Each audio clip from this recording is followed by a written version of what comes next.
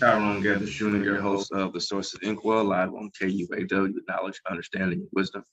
We are Kansas City's fastest growing internet radio station. You can check out this broadcast in a number of ways. You can hit us up on KUAW.org, the TuneIn app, YouTube, Twitter, Twitch, Periscope, Facebook, your Amazon Alexa, and your Google Echo, and just type in KUAW or say KUAW Radio, and we'll pop right up. On some of those modes, you'll actually be able to see what you're actually listening to as well, too. And of course, you can always give us a call at 816-599-6893 for any questions, comments, or concerns. My broadcast today is going to be a preparation for teachers and for parents as we're going into the upcoming school year. See, I have a glare on my screen, so I may try to turn, so it won't be too bad. What I want to talk about is, we had a lot of discussions and we had a lot of stress and a lot of transition from this whole virtual school to hybrid model to being back in the classroom. Now, although that changed the whole trajectory of how we do education, one thing that stays the same is how some of these schools are still gearing and made up towards children. And I say that to say that people think that schools are these great places for kids, and they are. However, there are some things that are ingrained in the methodology of teaching that are parallel to things that are tumultuous for our children as well, too. Now, we hear those terms lockdown and shutdown when we were going through the pandemic. Well, when you hear the terms lockdown and shutdown, people automatically think to prisons and being in captive. Well, a lot of our schools were like that prior to the whole lockdown mentality of our school. A lot of students and a lot of schools kind of modeled their educational systems after prison systems. And I know that a lot of us are aware of the prison to school pipeline. That does exist. You see a lot of school programs that are gearing their schools towards that particular model. Now, we were talking about a lot of things within my personal group with teachers in regards to students. And I noticed that some schools were doing the whole 50-50 grading model, or 50% grading model. And if you're not familiar with that, typically in a traditional school, if you don't do anything, you get a 0. So for example, if I'm a student in your class and I do not complete my assignment, I get a 0. That's it. No work, no credit. However, in the 50% model, students can not do anything, but still get 50% credit. So, for example, if there was an assignment that you assigned me and I did not do it and it was 10 points, well, instead of me getting a 0, I get 5 points out of 10. So I can still not do the work and still get 50% credit, if that makes sense. Really, in actuality, a lot of teachers don't like that because check this out. Depending on where you are, it sets you up to where it's like, okay, I have a student that doesn't do the work, they get 50%. If the student misses the assignment because they're absent, depending on how it's written out, they get a 0, which is kind of messed up. So equate that to the work field. And this is where I think, and this is how my colleagues think as well, is if I am at work and I only, I don't show up to work all week, I still get 50% of my weekly pay. How's that fair to people that actually work? So already we're setting up our kids for this handout system. We're setting up our kids for failure because in their mind, they're going to think I can do nothing but still get 50%. And then when you have kids thinking like that, already you're putting them on a messed up mindset. So I'm going to use that as a jump off to my next piece. And I'm going to kind of break down some reasons along with that, on how we're setting up our schools like America's prison systems, because you do know that there are more prisons in this country than schools. That's an issue right there. So when you look at the whole situation and you break down what I just said when I started off, how I said that the prisons, I mean, the 50% piece, think about that. If you are used to being given things when you do nothing, and then when you become an adult or you get out of the school system and you're still in that mentality, well, I cannot do something and still get something, already is putting you in a mindset that you're entitled to certain things. And sometimes when people are entitled to things that they feel that they should have and they don't get it, they take it. And sometimes they take it in a means of an illegal sense. Now, when you look at a school and a school system and a prison system, both are compulsory, okay? Obviously, prisons are designed to be compulsory punishment. So you mess up, you get thrown in this prison system as a compulse. Yet public schools, especially for poor kids, can also be a de facto imprisonment. Now, schools are required by law. That means you have to go to school. You can't just not have your kid in school. It's against the law, it's legal.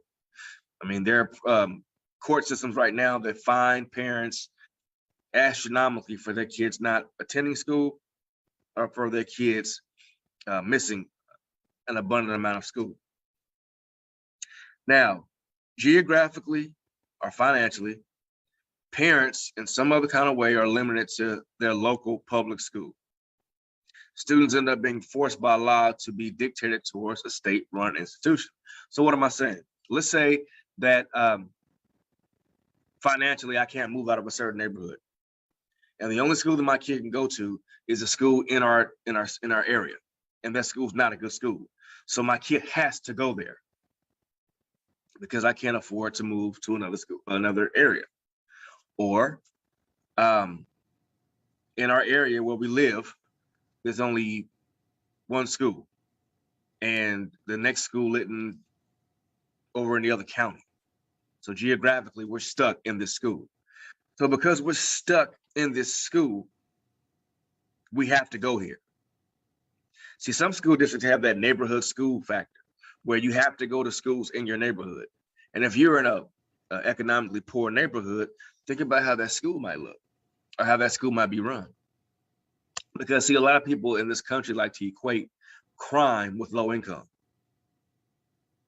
Like pretty much they feel that everyone is low income commits the most crimes.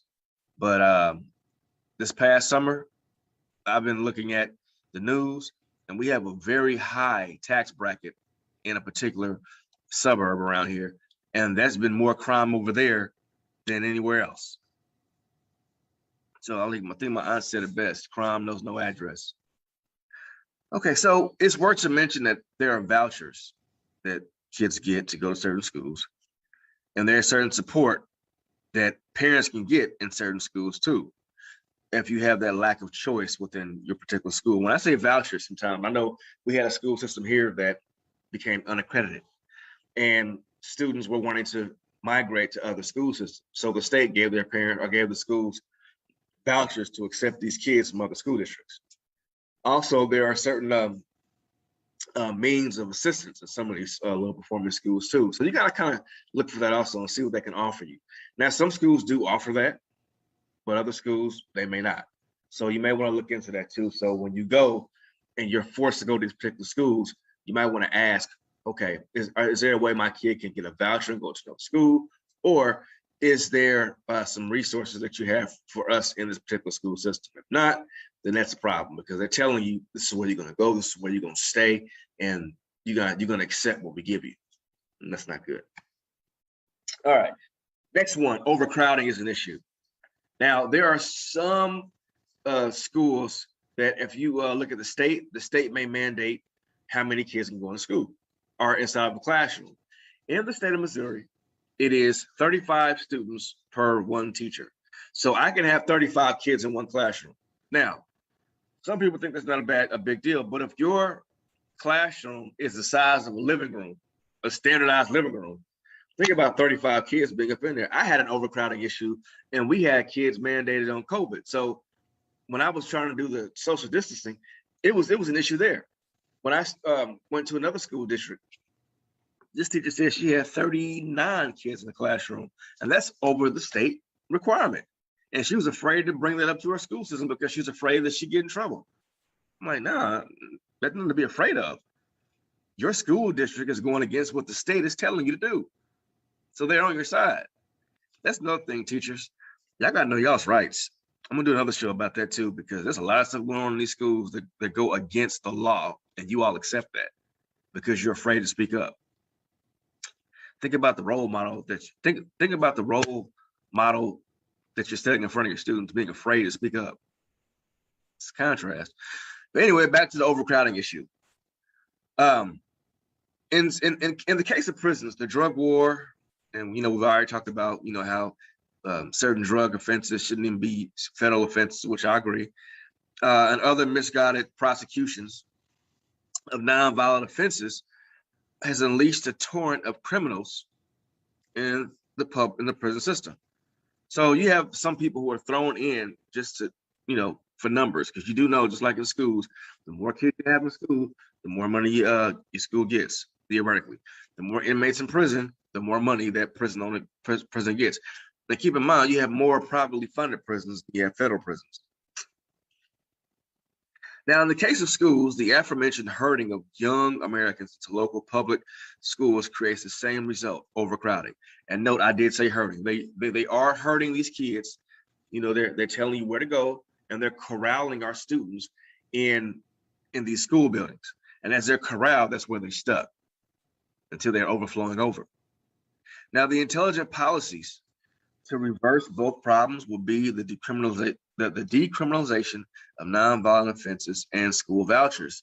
So in prisons, hey, if you're doing a crime that's nonviolent, then decriminalize it. Give them something else. And if your school's overcrowded, we'll give kids vouchers to go to other schools instead of putting kids in putting all these kids in one particular school building.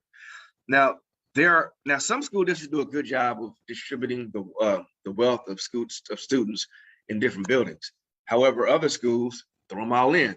Now, think about this one too. You have some schools that have, what's the word I'm looking for? Alternative schools, or an alternative program for behaviors. Now, think about that. You have some schools that are designed for behavior modification, and whatever that behavior may be. It could be academic or social or violent, what have you. And then you have some students that are itching to get kids kicked out of their schools and thrown in here. So it's kind of like we're taking our problems and putting them somewhere else. Well, this student is not doing their assignments and their parents aren't reaching out. Or this kid got suspended. Put them in this building right here. And then I want you to think about your alternative schools. Now, of course, some kids need to be in an alternative setting. Yeah. However, alternative school is not the ripcord for every kid that's falling out of the airplane of education in your school system. No, sometimes you got to just change the location in your aircraft. A lot of the problems can be fixed within the school setting if teachers sit down and work with parents and all vested parties for these kids. Because in theory, your alternative schools shouldn't be overcrowding. Those should be small numbers. They should, because you should have qualified staff to fix these problems. I work in the school and you have teachers who will kick kids out for every little thing. You don't got a pencil, get out. Your head's down, get out. Your homework's not done, get out. You're not working, get out. Like, wow. And they throwing all these kids out without calling the kids' parents. So think about that. You throw this kid out on the regular, but you haven't called their parent, well, I don't like the emailing. I like calling parents. I like doing face-to-face with parents. And you're not contacting the parent, letting them know what the issue is. I mean, give the kid a pencil. Now, if it's an ongoing issue, then call the parent. Hey, look, your kid is constantly doing these little things that will eventually grow bigger. Nip it in the bud. And then you won't have all these issues like your ISS room being crowded. I mean, your ISS room should not have 25 and 30 kids up in there. No. You got kids getting sent out. you're overcrowding areas where you have people who are doing multiple jobs because you have people that's not doing theirs.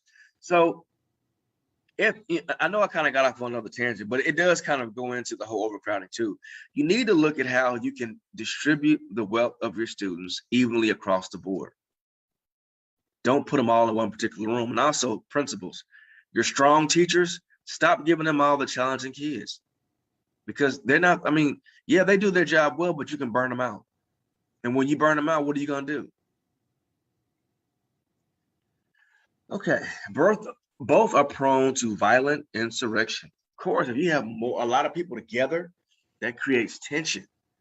It's like, think about going to a club. If you've ever been to a nightclub, I want you to answer this question. If you have a room with a capacity of 100 and you have 20 people in there, are you going to get a lot of fights, a lot of tension? Probably not. I mean, you are, but probably not. Versus a capacity of 100 and you have 125 people in there, you're more than likely going to have the fights and the aggression and the overcapacitated place. Because see, people, although we're social creatures, we like our space. I like to think about married couples.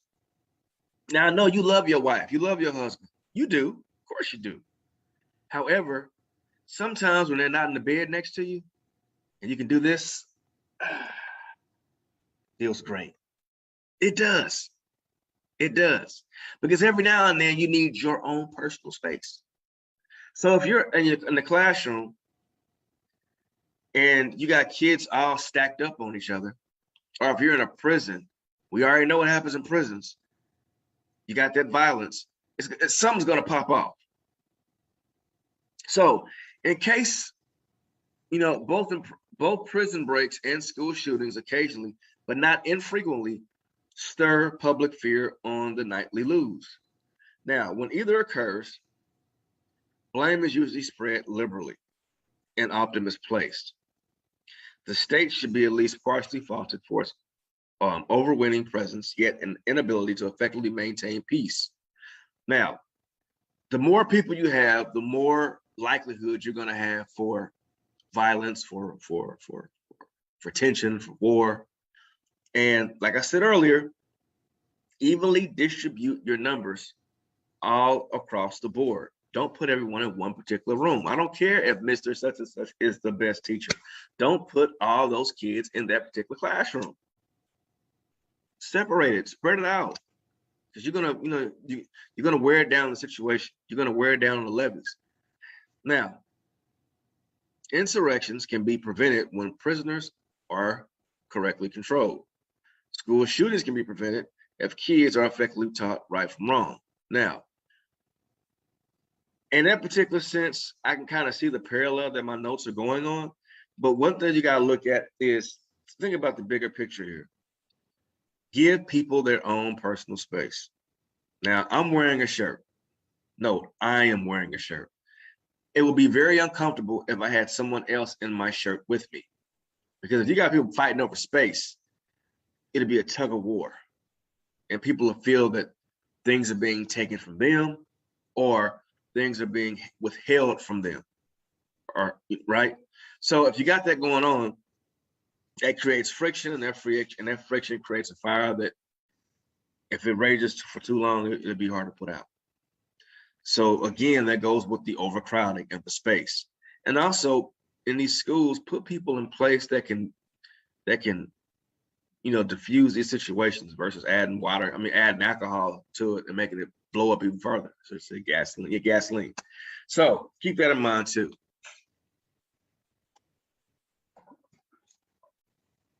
All right, both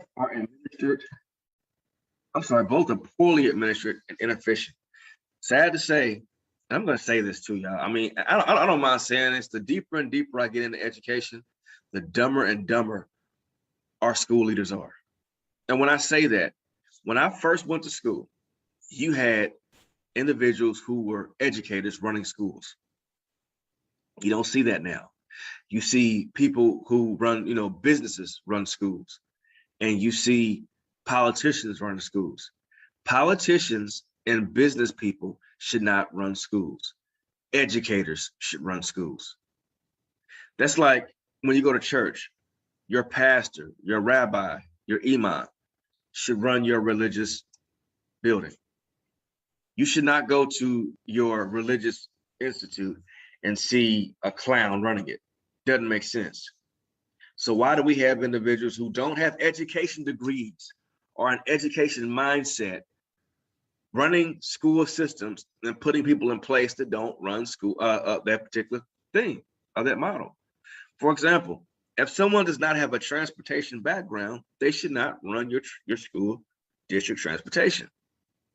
If someone does not have an administrative background or they have poor people skills, they should not be running your school building. So whenever you see excessive bureaucracy going on like that, it plagues both, okay? It plagues it.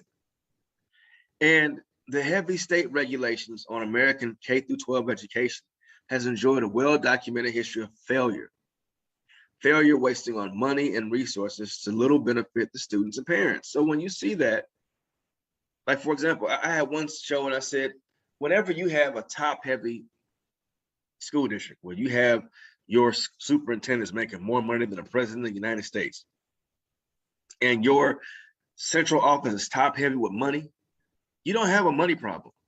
You have a money distribution problem. And when you have a money distribution problem, then your facilities will suffer. Your resources will suffer, just like in a prison system, it will suffer. So the money's there. You got to ask for it, teachers, parents. Get that money for your students. Because don't sit up here and tell me that our school doesn't have money to get this fixed, and you got someone who you don't know what they do making all this money. I want you to do a checklist. If you don't know what every person does in your upper administration, that means your superintendents and their cabinet, then something's an issue. Something is an issue. I remember I worked at a particular institution and we eliminated a resource. And that resource was able to give someone a job. So for example, there was some kind of perk that we all was getting. And it was a good perk, but it wasn't a needed perk. So what it was the organization funded breakfast every day for everyone. So like you can go and get a free breakfast. And it wasn't just continental. I mean, it was pancakes, it was eggs, it was quiches, all that stuff that you would see. And you know, the president and CEO of the company said, you know what? Do we really need breakfast every day like this? I mean, yeah, it is helpful, but do we see a lot of people in there eating breakfast like we do with lunch? And really, to be quite honest, let's look at how we can cut on cost. So they cut that cost, and it turned out that the free breakfast was costing the company 45 to 50 grand a year. He said, let's cut the free breakfast and use that money to have a salary for somebody. And they was able to give someone a job. So that's the distribution of wealth. So in schools, you know, you walk up into a school building that's falling apart, but you got somebody, you know, with a credit card with enough money to fix that, but they're using that money to just flaunt around. That's not cool. That's poorly administrated. It's poorly administered and it's inefficient. Now, countless cases of prison crimes take place, and they're reported each year at federal penitentiaries. Yet prison officials do little to curb the problem. Just like in our schools too. A lot of stuff happens in our schools, but you don't see much stuff happening. You see things happen to put kids more in that prison mindset. We had an intruder drill one time. And I'm like, man, you walking through the school with this pistol making this gun sound. Pop, pop, pop, pop, pop. What's that putting in the kid's mind? You know, I mean, I understand shock and awe sometimes, but I mean, if you got a kid that's not used to hearing gunfire like that, why are you walking in a safe place or a supposed safe place for a school, walking around firing off rounds? Boom, boom, boom, boom, boom, boom. So now you got it in their mind. They're gonna be scared to come to school. And I mean, and parents, that's real. I mean, like my son, I'm not saying I have a perfect household, by no means, but there are just certain things that my son does not see, and I don't introduce him to. And if he does need to be introduced to it, I need to introduce him to it. So schools, when schools are doing these drills, you might want to look and see what all this drill entails, because it might be introducing certain things to your kids or a level of fear to your kid that they shouldn't hit yet. Pre-K and kindergarten kids shouldn't have to know what gunfire sounds like in their schools. All right, let's see what else. Both assume one solution for every individual. Okay, both assume one solution for every individual. Now, the U.S. justice policy incorrectly assumes that incarceration will solve many problems. All right, so pretty much they think that you throw someone in jail, that solves the problem of drugs, gambling, and other violent crimes. The U.S. Department of Education assumes that federal and/or state government standards should apply to every student. Both are incorrect assumptions, okay? One solution does not fix every problem. Everyone's different. So what I'm saying is, if this person gets caught with a nonviolent offense, why put them in the same facility as someone that committed a violent offense? If this student learns a different way than this classroom full of kids, why are you putting that student in this particular classroom if they learn different? See, I'm a firm believer of the multiple intelligence. I don't think that teachers should gear their curriculum to one learning style. So why are you putting kids in classrooms or kids in schools that don't learn according to that particular style? Why are you having one set of tests if all your kids don't test well that particular way?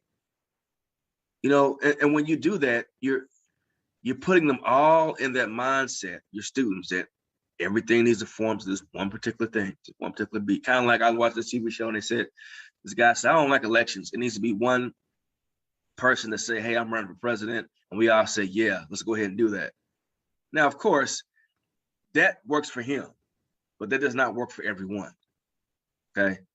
It's like when you go out to a restaurant and they say, hey, so what's on the menu? And there's only one option. Everyone don't eat that.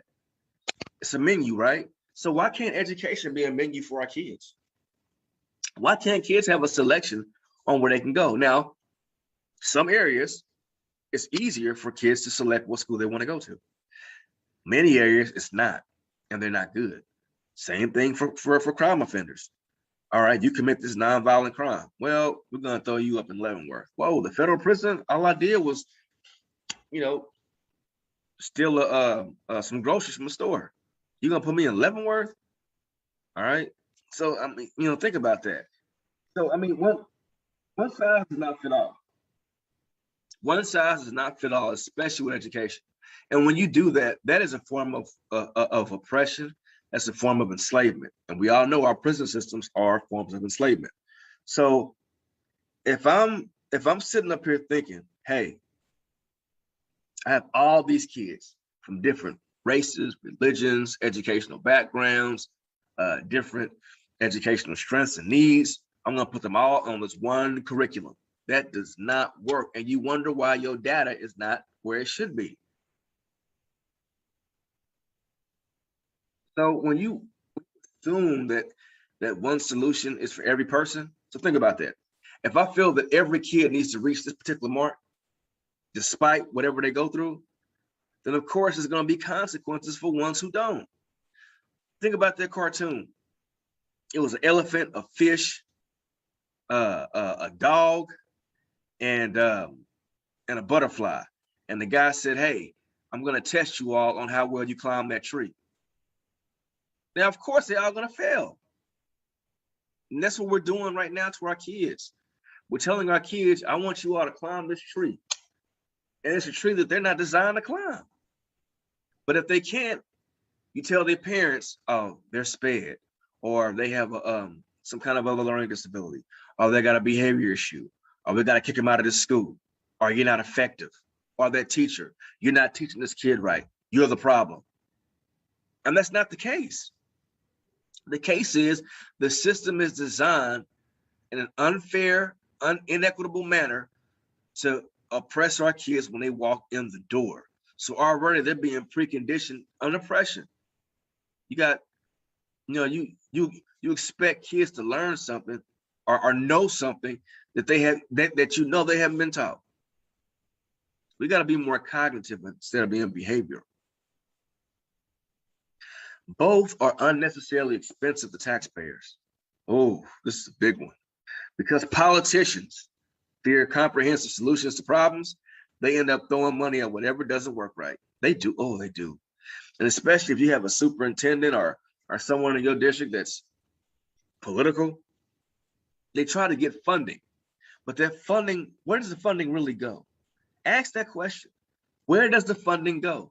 Because obviously you don't see it where it should be in the hands of the students, or benefiting the minds of the students. You don't see that. If you don't see adjustments in your school building or your school curriculum or school resources or teacher pay, where's the money going? But yet you see this person getting all these raises in upper administration, contract extensions and stuff. And also there are certain taxes that are used from the people, us, to pay for prisons and schools. But we don't see where our money is going. You got someone telling you, hey, if you vote on this bond issue or vote on this, then the schools get this. Really, they don't. You're paying all these taxes for things that don't benefit you or benefit your students. This is a true disastrous effect for both prisons and public schools, to whom the allocation of the taxpayer, it's a tantamount. It's like buying leather love seats for the deck of the Titanic. Think about that. So this ship is doomed to fail. All your money's going with it. So if the taxpayer is taking all your tax money and putting it in a failing system, where's your money going? That's like setting fire to your money. You don't see the benefit of your taxes. You don't. The school is still failing. And I've been paying taxes on the school for I don't know how long. And then when you have a failing school, think about what that's doing to the child. Think about the mindset it's putting the kid in. All right, both harm American competitiveness by keeping Americans from being productive. Productivity is what makes us competitive. Competitive is what keeps us striving to be on top. There's nothing wrong with competition. There's nothing wrong with productivity. However, the more and more you look at schools, the more and more they take that from kids. Hence earlier when I said the whole 50% rule. I can sit there and do nothing and still get 50%. I don't care if I still got points. Because I'm giving it to them. It's been given to me. In prisons, felons can't vote. Okay, even if they are nonviolent and otherwise productive citizens. So I'm a productive citizen, but because I'm in jail, I did a nonviolent crime. All I did was steal some groceries. I can't vote anymore. Now that's another debate for another show. Should inmates have certain rights? Because you do know, if you read the 13th Amendment, what it says about inmates, I personally feel that there are certain rights that certain inmates should have based on the crimes in which they commit. This is my opinion. Now, in schools, poor education inhibits upward mobility and encourages dropouts, and it breeds criminals. So the more and more you take away the responsibility from students, the more and more the poorer and poorer the education gets. And the poorer and poorer the education gets, their resistance and their resiliency to stay in school starts to waver. Starts to leave. And when it leaves, then they drop out of school. And people think that poor education is linked to crimes or the committing of crimes. Now, I see education being taken out of school more and more and more each year. I do. I see the teacher doing things for the student and not the other way around. Now, of course, it's a partnership. However, if the teacher's doing the work for the kid, that's an issue. I shouldn't be working harder for your assignment and your grade than you, student. Doesn't work like that. That's not life. You got to do something in order to earn something. See, we have a lot of kids that feel that. See, I had some students tell me, "Well, I did all my work. Why I still got a C?" Well, I mean, yeah, you did do every assignment, but what was the quality of your work? Did you do 100% work? But I did the assignment. Yeah, but what's the quality of the work? For example, yeah, I cut the yard. What was the quality of the yard cut though? I just cut the front yard. I didn't cut the back. I still get paid though. And see, kids think that they can put forth any type of effort or low amount of effort and get maximum funds. That's not how life is. And they have examples of that everywhere they go. Think about it. I just watched the NBA season this year, and no disrespect, of course, you know those guys are they're pro athletes. So I'm not gonna say I play better than them. No, there are some individuals. If I look at the effort that I see now versus when I was a kid watching basketball, I'm like, are those guys really deserving of those contracts? I mean, seriously, think about that. These kids sit and look at low effort getting maximum results. And they think that's them. I coach kids right now for football. As a matter of fact, I'm about to leave right now and go to a football camp in a minute after I, get through talking to my people. And I see students who put in low effort in practice but want to start during the game. I mean, you can't even do the drills, but you want to be a starter on the field. That doesn't make sense. Patrick Mahomes is a phenomenal quarterback. Do you think he would be a Super Bowl winning quarterback if he put minimal effort on the field? No. That kid plays like the greats that he looked up to. When I see Patrick Mahomes throw that ball, it reminds me of Brett Favre. Whether you love him or hate him, the man can throw a ball. Now, if Mahomes wasn't, and also Mahomes said he studied those guys. If he did not put in the effort to study and put in work, would he be where he is right now? No. And athletes like that are what kids should look up to. Now, teachers who put in the effort teaching is who kids should look up to. And that goes for us too, teachers. I mean, if you're just doing the bare minimum, I feel you shouldn't get paid your full check. I'm sorry, this is how it is. We are in a profession where we can't afford to do the bare minimum. We need to do maximum effort, like Deadpool. Maximum effort. That's what we need to do. And if we do that, then we in turn will get maximum results. It's that simple. It's all about probability. And when we're not instilling in kids to put forth their best effort, they will not give their best effort. And if they're not giving their best effort, that puts them in a sense to where they feel that they don't need to give it. And then it comes with disastrous results. Okay. We're almost done here. Both are institutions often internally ruled by intimidation and violence. Ooh, in prison, you're ruled by intimidation and violence. Okay, fear.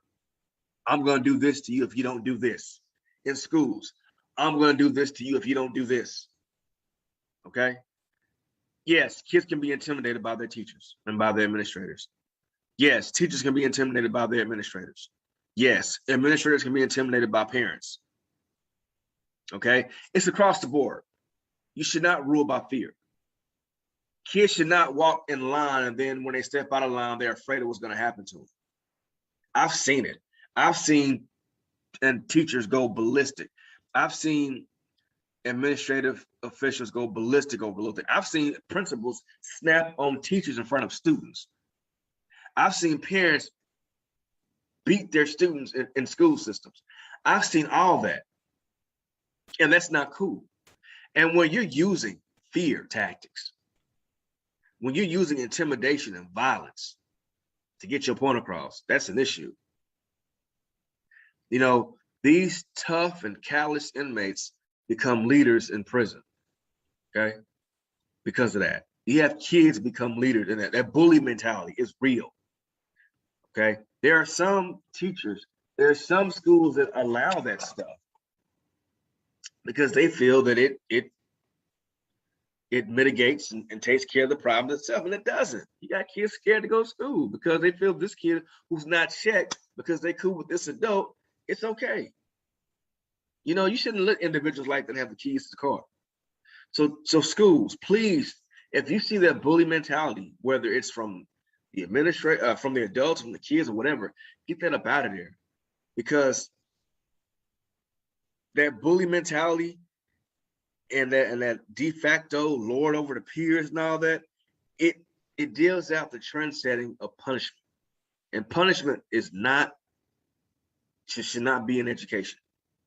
Like I tell my students, I will never punish you. Punishment brings pain. Discipline brings a lesson. So when kids get in trouble, or when they make a mistake and they need a consequence, it needs to be disciplinary, not punishment. Because the more and more you punish, the more and more pushback you get. You don't learn from punishment. Punishment stings, it hurts. Discipline, you learn. Okay, we're almost done here. Both are ruled by cliques. You know, you look at those old school TV shows, they say, well, this is the smart girl clique. This is the jocks. These are the emo kids. These are the computer guys, or the computer nerds. They from prison. You got the Hispanic gang over here. You got the Aryan Nation over here. You got the Black Guerrilla family over here. You know, you got the Irish Mafia over here. All these different cliques, all these different groups. You know, and then also sometimes we unconsciously and consciously adhere and feed into the demands of each group. And if we're thinking about the keyword is feeding, if one group is getting fed more than the other ones, then they're quote unquote seen as stronger, or the other gangs seen, or the other groups feel that we're being malnourished. And if we're being malnourished, we're being overlooked, and that creates friction. So when you have, like, for example, teams in your school building, make sure that everything is being evenly distributed. All right, make sure one group is not being looked at more than another group. You don't want to do that, because that can be an issue. Because like I said, in that photograph of your school, if a student feels they're not represented in that photo, they will react. Like my sister Lene says, her show comes on right after mine, 8:00 p.m. She said, if the village does not embrace that child will burn down the village in order to get warmth. And you will see that in schools. You see that in prisons too. You know, Dr. King said it also, rioting is the voice of the unheard. So you don't, you want to make sure everything is evenly distributed.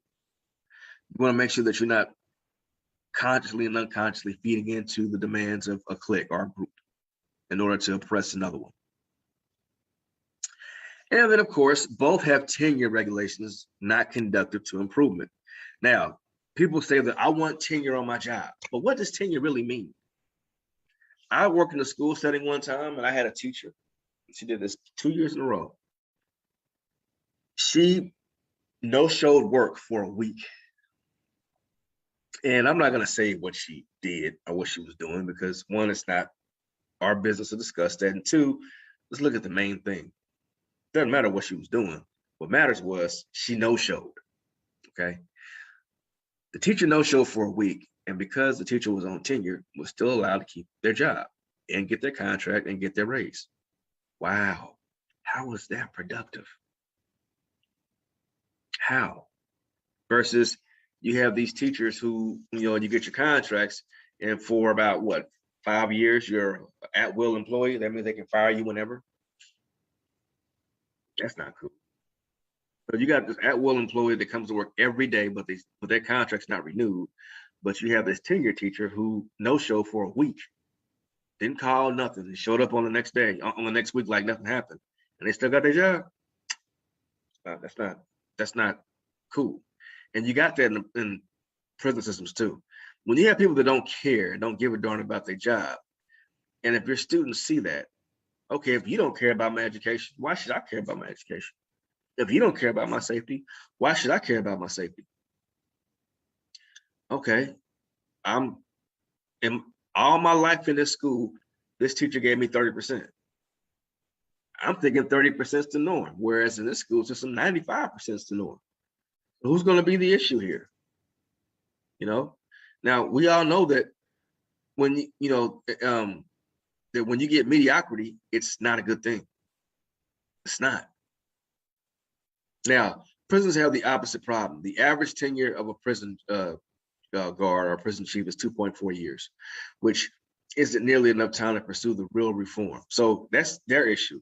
They're not keeping people long enough to fix the problem. So it's the opposite effect, but still a problem.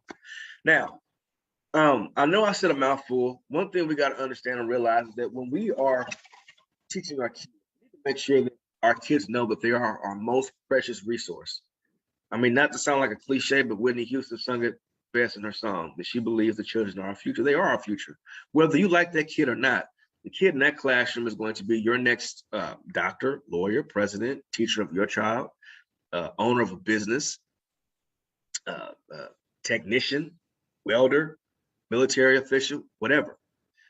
They are going to take the baton or take the torch from us. We got to groom our replacements. I mean, whether you like it or not, like biblically, as a parent, I need to raise my child to be better than me. So at age 5, my son should be better than me at age 5. Like I tell my students, my job is to make sure you're better than me, 7th grade me. 7th grade Mr. Gethers should not be better than 7th grade students in this class. You need to be better than me, because by the time you get my age, you need to be better than me, because you're going to run this. And that's how we should be. See, we have too many people that are afraid to have people surpass them, and they do all they can to eclipse people. And those individuals should not be in leadership, because when they do that, they are oppressing our people. And when people are oppressed, then they do things to fight oppression. And sometimes when you fight oppression, whether you're on the good side of the law or the wrong side of the law, they throw you in the prison system. See how that all folds in? I'm not going to educate you correctly, but then when I feel that you're being miseducated, as a result, I'm going to throw you in an area where I feel you should go. That's just institutionalized racism. So if you really love, your students, and you love your, what you do, what you would find yourself doing is holding those accountable. Hold people accountable that have your most precious resource in the palms of their hands. It's your right. It's your manner. It's your duty to protect your kids. Hold these schools accountable. The wealth belongs in the minds of your students. I'm Tyrone Gethers Jr., and you have been listening to the Source of the Inkwell. In the Inkwell, education is like ink. It overflows. And just like ink, it stains. Let it stain permanent. See you next week. And have a good school year.